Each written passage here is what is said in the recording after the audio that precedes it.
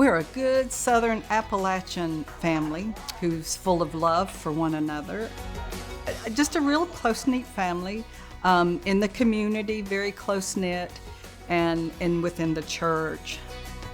My grandmother, sweet Nelda, who succumbed to Alzheimer's herself, she was probably in her 80s when she died.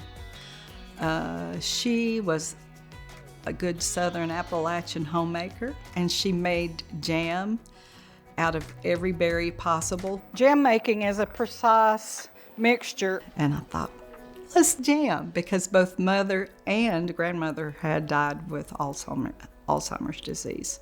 And I thought that was a way of honoring both women. My grandmother, 5 out of 6 aunts and uncles to date.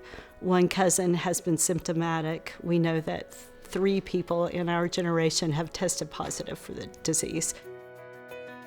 And by then we knew. We had the genetic information and we knew.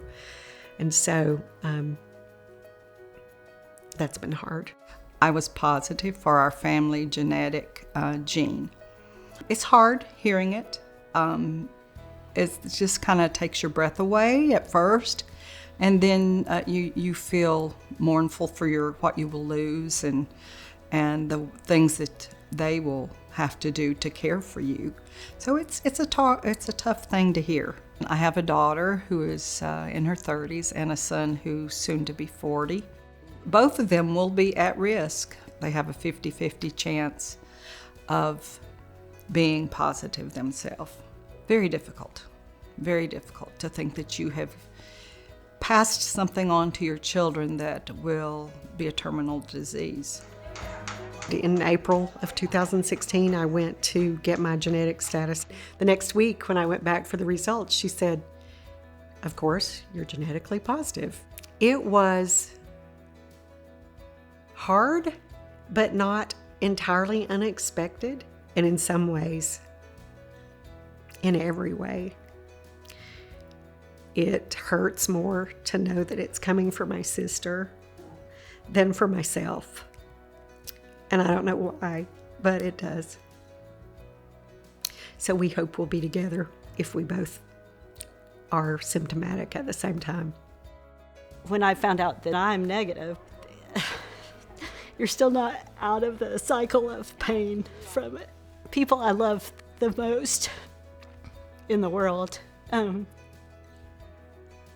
either don't know their status or are positive. So we're very motivated to see the end of this disease. We started participating in the DIAN study. There's a trials unit, and they have drug trials running for people who have dominantly inherited Alzheimer's disease in their families.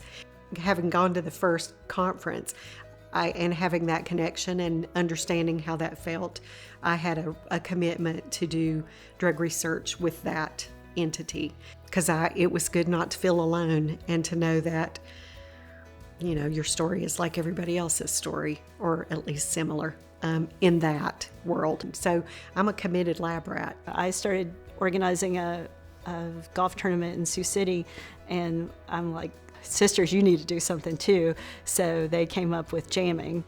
They started making jam and selling it. 1/2 teaspoon of butter. We make jams. We take strawberries and add a lot of sugar and make it even more delicious.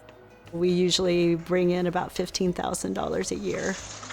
It feels great to know that we've had an impact on the Alzheimer's mission, a world without Alzheimer's. That's what we're wishing for too, and that's what we are fundraising for. We'll have a bidding war on who wants these, because they're black raspberry.